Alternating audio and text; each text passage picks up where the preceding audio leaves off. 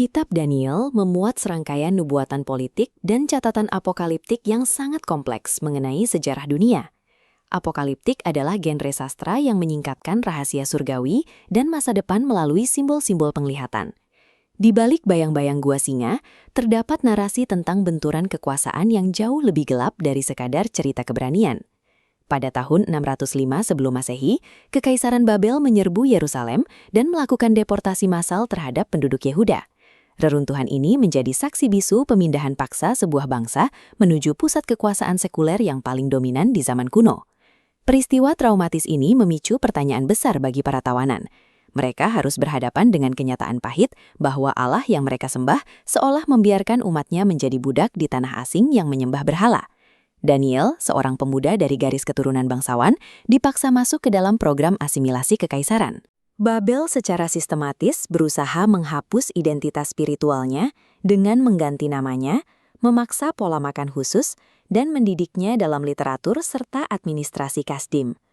Bertahannya Daniel di jantung kekuasaan asing menunjukkan bahwa Allah tetap memegang kendali di panggung sejarah. Keberadaan Daniel di istana menjadi bukti nyata bahwa kedaulatan ilahi melampaui batas-batas politik manusia. Naskah Kitab Daniel menggunakan dua bahasa kuno yang berbeda untuk menyampaikan pesannya. Transisi bahasa ini menciptakan struktur unik yang membagi kitab menjadi dua perspektif teologis yang berbeda. Kitab ini dimulai dalam bahasa Ibrani, namun tiba-tiba beralih ke bahasa Aram dari pasal 2 hingga pasal 7.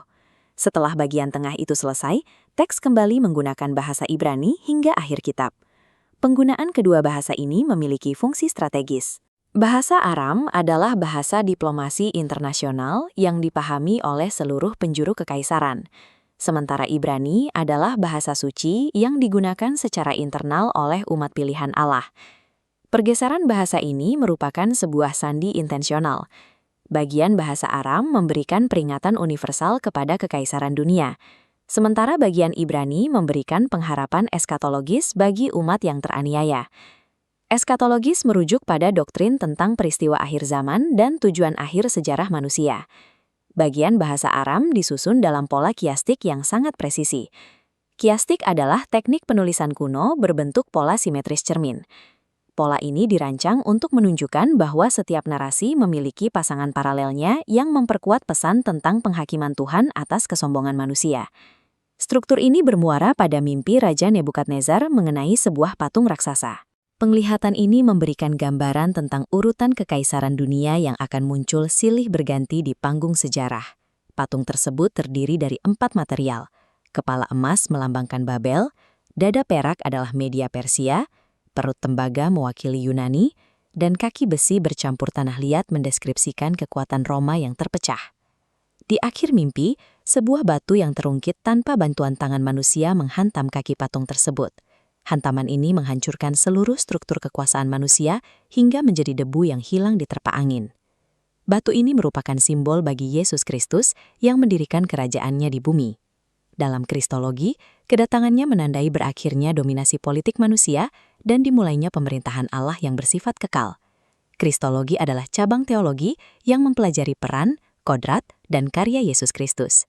Sejarah membuktikan bahwa setiap kekaisaran adidaya memiliki batas waktu yang telah ditetapkan. Kedaulatan ilahi pada akhirnya akan menggantikan sistem kekuasaan manusia dengan kerajaan yang tidak akan binasa.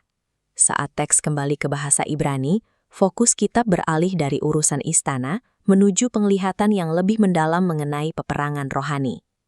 Narasinya berubah menjadi lebih mendesak dan penuh dengan simbolisme yang menakutkan.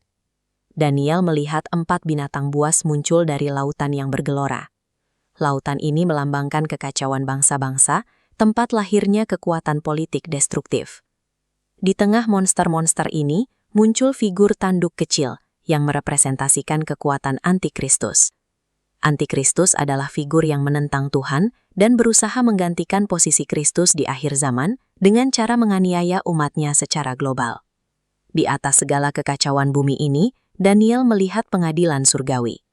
Yang lanjut usianya duduk di atas tahta beroda api menunjukkan bahwa penghakiman terakhir sedang berjalan di bawah kendali penuh Sang Pencipta.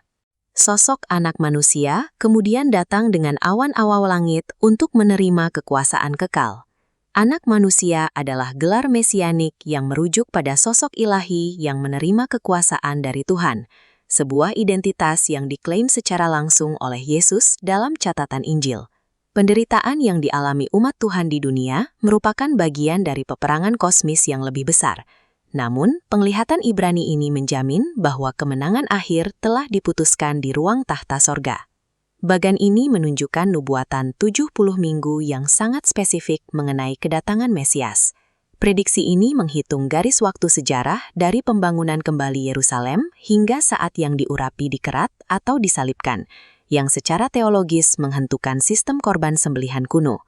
Kitab ini juga memberikan janji yang jelas mengenai kebangkitan tubuh di akhir zaman. Setiap orang yang mati akan bangun kembali, baik untuk menerima kehidupan yang kekal maupun untuk menghadapi penghinaan yang kekal. Perintah untuk memeteraikan kitab ini menunjukkan bahwa pesan nubuatan Daniel akan menjadi semakin terang bagi pembaca yang hidup di masa depan. Semakin dekat sejarah menuju akhirnya, semakin jelas pula setiap simbol yang tertulis di dalamnya. Pengalaman Daniel di pembuangan memberikan pola bagi kehidupan di abad ke-21. Banyak komunitas iman saat ini merasa hidup di Babel modern, sebuah lingkungan budaya yang seringkali memaksa asimilasi dan menyingkirkan nilai-nilai spiritual. Daniel menunjukkan bahwa bertahan hidup di tengah budaya asing yang kuat tidak harus dilakukan dengan menarik diri secara total. Ia menggabungkan integritas iman yang tidak tergoyahkan dengan prestasi dan kompetensi yang tinggi di bidang pekerjaannya. Kekuatan Daniel bersumber dari disiplin doa yang radikal dan dukungan komunitas sahabat seiman. Bersama Sadrak, Mesak, dan Abednego, Daniel mampu menahan tekanan asimilasi budaya yang berusaha mengubah identitas aslinya. Kesetiaan tidak membatalkan resiko penderitaan. Di tengah ancaman perapian atau gua singa, janji yang tersedia bagi umat Tuhan adalah kehadiran orang keempat, yakni Kristus, yang menyertai mereka secara langsung di dalam penderitaan tersebut. Segala kekuasaan di bumi pada akhirnya akan berlalu layaknya debu.